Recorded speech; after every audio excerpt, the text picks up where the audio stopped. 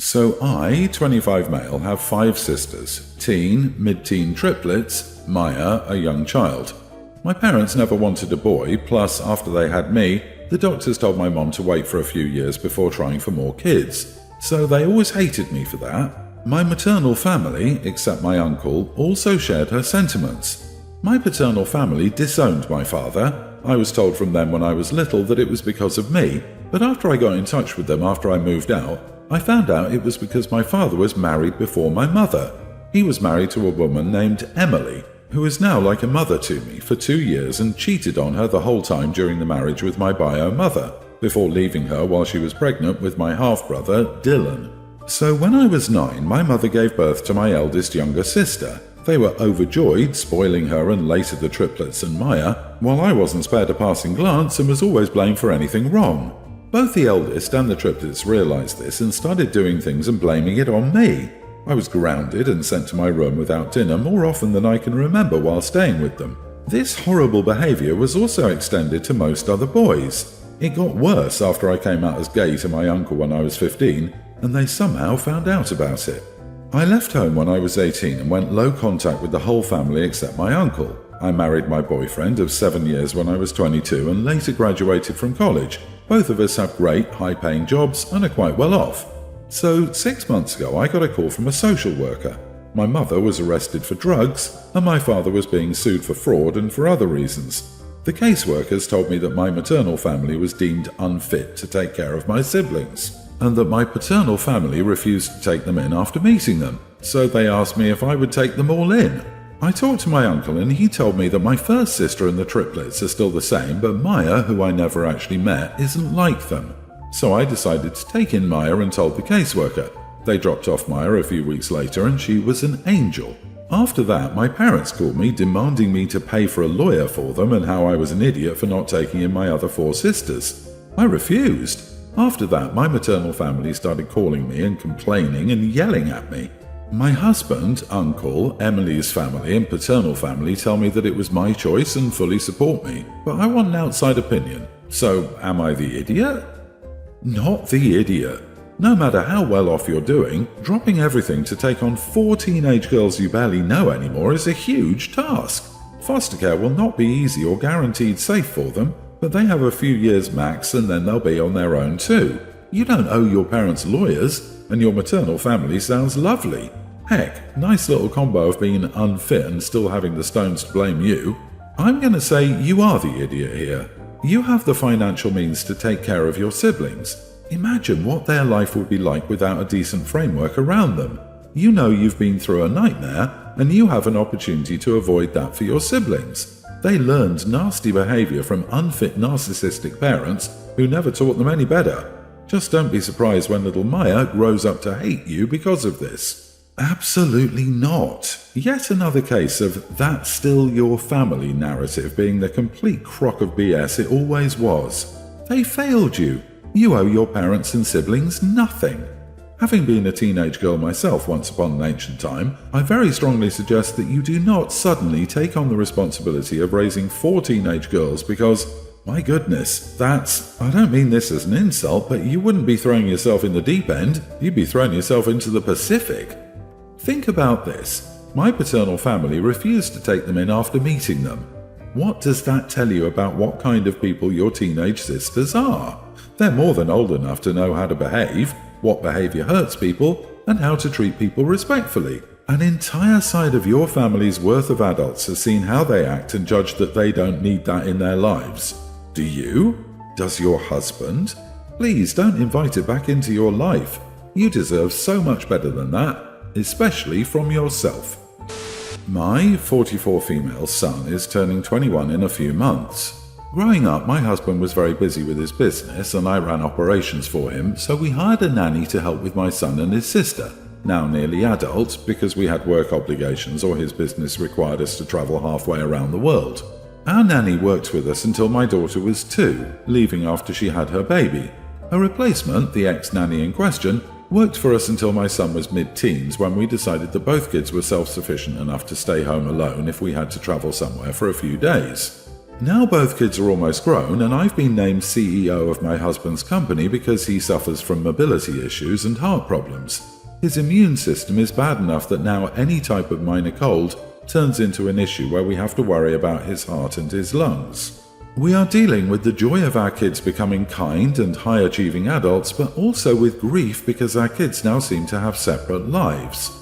My husband is also suffering from cognitive impairment problems, so I think we should savor any lucid moment we can have with our kids while we, especially he, still can. My son is approaching his milestone 21st birthday in a couple of months, and I've been planning to contract a party planner to organise a brunch party of sorts with family and close relatives. Then afterwards, we plan to pay for him and his friends to have a staycation at a local hotel. My son approached me today and said he didn't want a party. If I wanted to, we could go out to eat for dinner and buy a cake, but his ex-nanny, who's now 64, comes to town occasionally to visit her kids, and he invited her to come up when she wished him an early happy birthday. He told me he was paying for her train ticket and would take her out to lunch and gift her a bottle of wine or something. He also said he didn't want a staycation and could always see his friends and celebrate another day. To be honest, I was extremely hurt. I told him I wanted to plan a big 21st celebration for him, and he said he wanted to celebrate with us too. So now he's basically choosing somebody who isn't in his life over his parents. I called my son selfish and reminded him that we didn't know how long his dad had with us, or if he would be lucid for that time. My son got mad at me for pulling the "dad has a degenerative disease" card and stormed out, saying his mind was made up.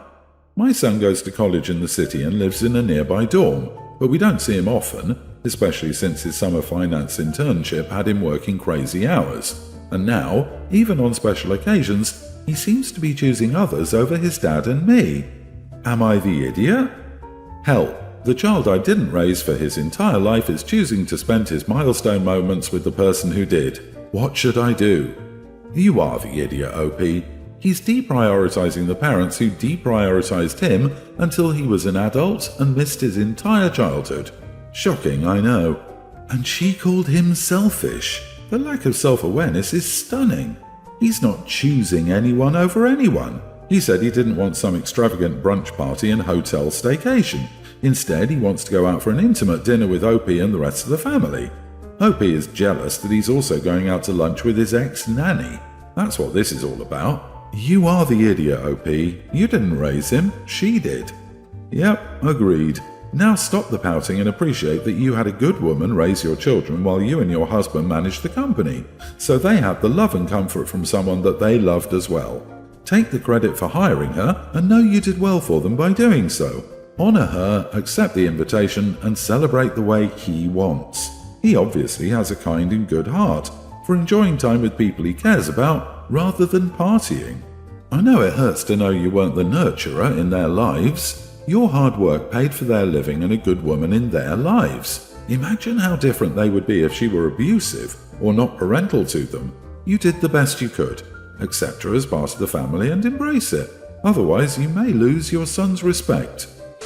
So I have an infant baby girl, and my sister-in-law is a fourth-year medical student who's applying to residency right now. She doesn't comment much, but sometimes she points out things about my baby's development that hurt my feelings. Like she'll say, she's coming to the age where she can start crawling soon, or, oh, she's almost got it down, and it makes me feel guilty that my daughter isn't crawling or hitting milestones.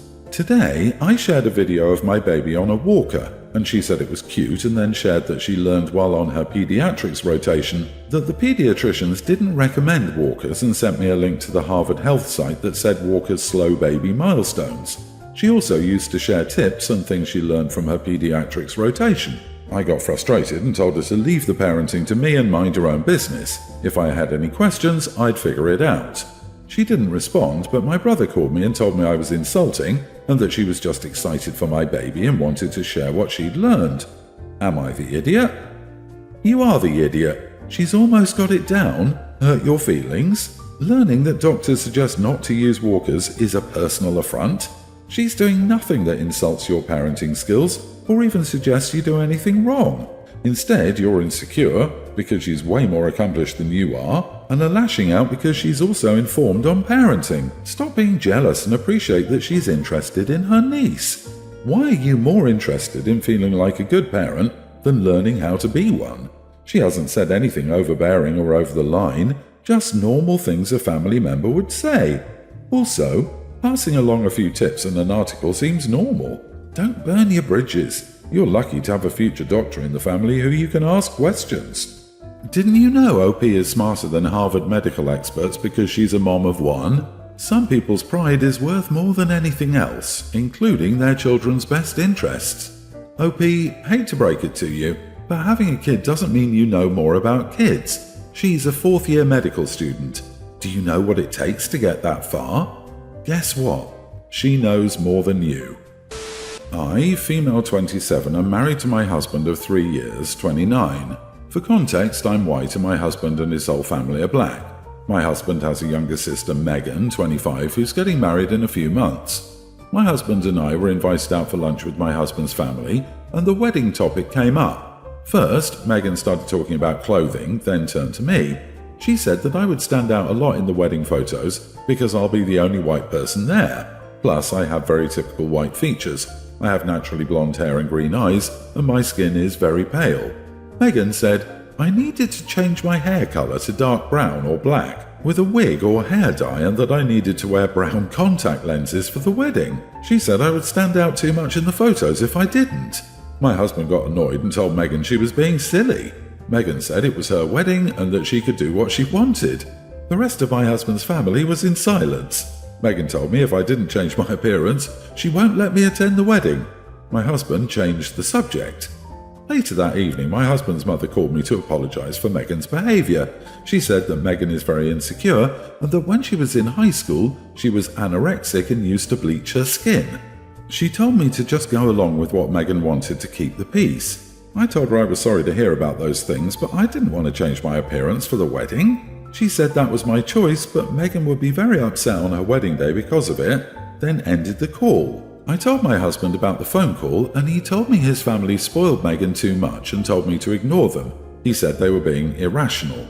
Megan has been texting me links to online shops with dark wigs and contact lenses. She seems very dead set on this, and I really don't want to upset her. Would I be an idiot if I told Megan I'm not darkening my features for her wedding? Is this even real? You don't have to change your appearance for anyone. This request is going to make you look pretty weird later on when all the other guests meet you in life later and you don't have brown eyes or brown hair anymore. Not the idiot, and I'm so sorry your husband's family is not comfortable with you being you. Glad to hear your husband has learned to ignore their rude behavior. Maybe you should come down with a case of sick and sit this one out. If her wedding day is ruined because her sister-in-law doesn't attend, she's marrying the wrong guy and has bigger problems than your hair colour. Agree. Maybe not attending the wedding is the wisest choice in this case, because it looks like Megan will make a huge scene if you don't comply. This is absolutely ridiculous. No, you do not need to alter your appearance. I'm sorry she's so insecure. The solution is therapy, not making everyone bend to her will. I'm glad your husband is on your side. My father had my younger sister Kate when I was 19 years old, my brothers, 23 nearly adult, and a tween at the time. I love her from the bottom of my heart. At the time, she was one of the reasons I kept going in my darkest moment.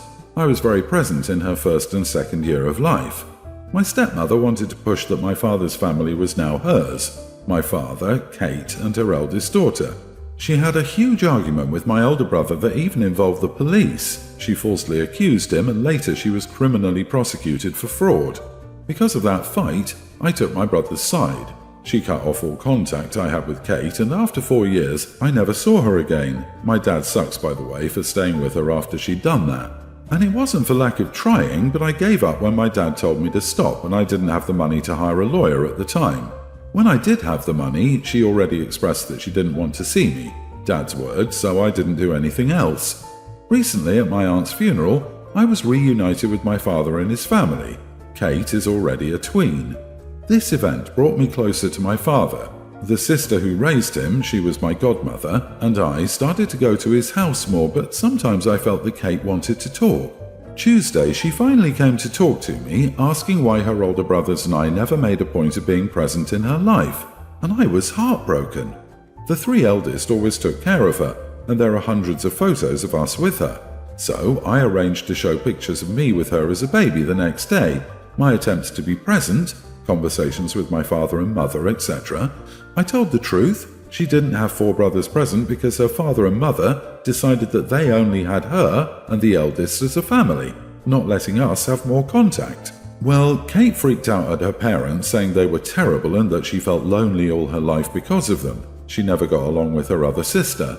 My dad yelled at me, saying that I brought up an issue between us as a kid and that I shouldn't have done that, just accepted victory for getting back in touch. They're angry with me and cut contact, but I'm already looking for legal ways. But I feel bad for bringing up a sensitive subject with her. Am I the idiot? You are the idiot. You basically handed a tween a decade of history that alienated her from her parents and left her without a support system to cope with it.